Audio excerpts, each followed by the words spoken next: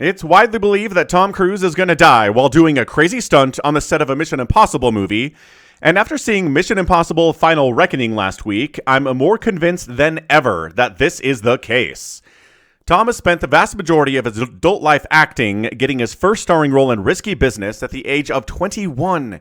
And it seems like all he really does is act, ride motorcycles, and fly airplanes.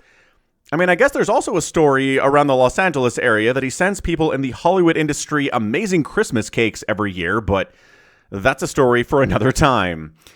In short, Tom lives for cinema. His career hasn't always enjoyed the heights of Top Gun or Jerry Maguire, but it feels like he's had a film in theaters or coming soon for the last 4 decades straight.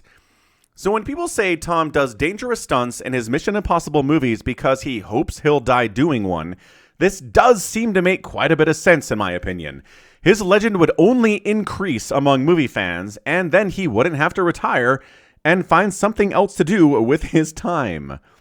Anyway, before going to Final Reckoning, I heard some buzz that it wasn't as good as previous installments. There were complaints that the first half of the movie was slow, so I went into the film with fairly low expectations.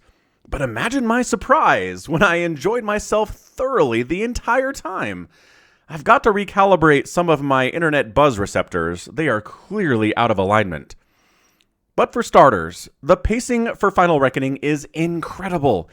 For a 2 hours and 50-minute movie, it at no point felt like it was dragging for me. The movie flows nicely from scene to scene and set piece to set piece. While there are possibly a few too many expositional scenes, they're shot in interesting ways, and there's always an undercurrent of tension to them, so they kept my attention.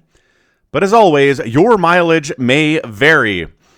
The performances are great, in my opinion. Angela Bassett has the appropriate gravitas to be President of the United States during such a dire time in history, and her acting chops have never come into question. Nick Offerman shows up for the first time in the series, and Haley Atwell continues her performance as a pickpocket who's way in over her head, traveling the world to try to stop it from ending.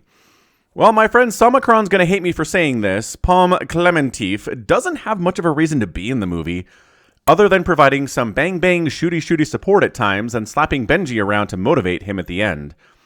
It's a big cast, and I don't really think it had to be that big, is all I'm saying. However, no one's giving a bad performance, so I can't complain too much. On to spoilers, so leave now if you don't want to find out specific plot details and come back after you've seen the movie. Number 1, it was nice to have an Ethan Hunt story where he's not entirely on the run from the US government. Sure, he surrenders to them at the start of the film, but it seems like Angela Bassett President is going to lock him up for being such a wild card. And then considering she sent him a secret VHS voice memo begging him to come and explaining that Hunt has always been right about everything despite going off the reservation so much, it stood to reason she'd back him this time. This dude has proved himself over 25 years and 7 previous missions after all. Hunt casually appearing on U.S. aircraft carriers and helicopters and submarines without having to sneak on board or trick anyone to get there was refreshing. I wonder if the military propaganda success of Top Gun Maverick had anything to do with that. I imagine it's a lot easier to get the military to allow you to film on a submarine if you're portraying them in a positive light, right? And yeah, that's exactly what happens here. The aircraft carrier captain is tough but fair, and with a little nudge from President Bassett, she allows Hunt to do whatever he needs to do. Same goes for Captain Milkshake of the USS Ohio. As an aside, I loved the moment where Hunt is flying out to a point in the Arctic Ocean to rendezvous with the Ohio, and they're approaching Russian airspace. You're mildly worried the helicopters are going to get shut down, and then the Russians do a flyby with their underbellies exposed, showing they are actually armed with missiles and they mean business. It's a very cool intimidation tactic that really impressed me. The Russians being the bad guys in general was a nice touch. The Entity as a villain isn't a very compelling character, in my opinion, so having an actual historical enemy be the antagonist of the movie for a good half of it was a solid choice, I think. I really enjoyed the relatively small action sequence where Hunt exits the Ohio while it's turning to avoid conflict with an enemy Russian sub, and I really enjoyed the larger mission to get the Entity's source code out of the wrecked sub we saw at the start of Dead Reckoning 2 years ago. It was really nice of them to give us the flashbacks to what happened to the sub in that movie, as I was a bit fuzzy on the details for sure. I saw some people online complaining that Hunt entering the sub shouldn't have been enough to shift it from its resting spot and cause it to tip into the underwater trench.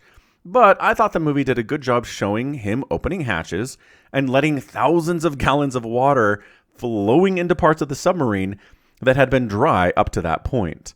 The weight of all that water certainly should be enough to shift the balance, and you can trust me since I have a degree in physics. I also really enjoyed that the sub excursion contains no dialogue at all. Hunt most often has his team in his ear in dangerous situations like this, giving him suggestions or reminding him how much time he has left. But this time, he's entirely alone. He doesn't talk to himself, and the only way we know what he's thinking is through his facial expressions and actions. Cruise has it in him to be more than just an action star, and scenes like this really show us how true that is. While I enjoyed this scene overall, I do think him returning to the surface without his suit in the freezing Arctic water was too much.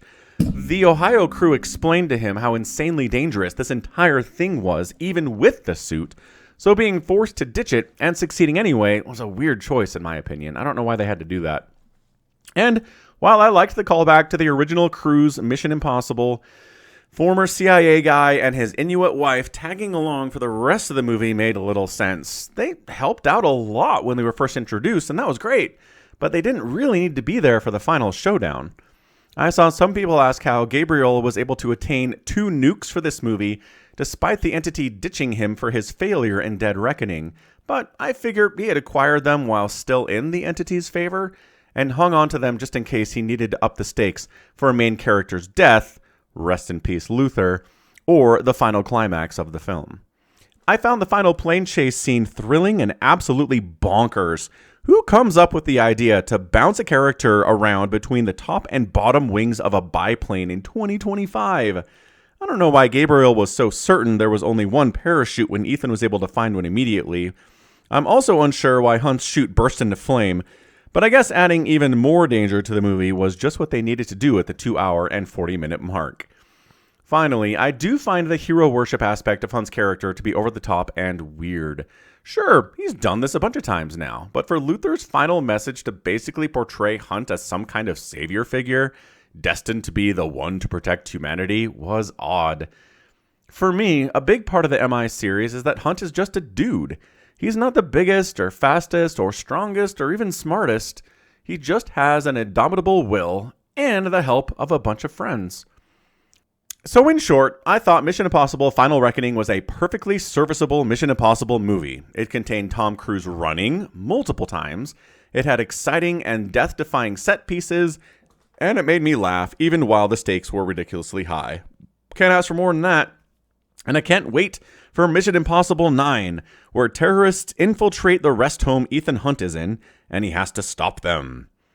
Anyway, that's going to be it for me today. This has been Falcon Paladin coming at you with yet another movie review, Mission Impossible this time. Let me know what you want me to review next week in the comments. And until then, you take care of yourself.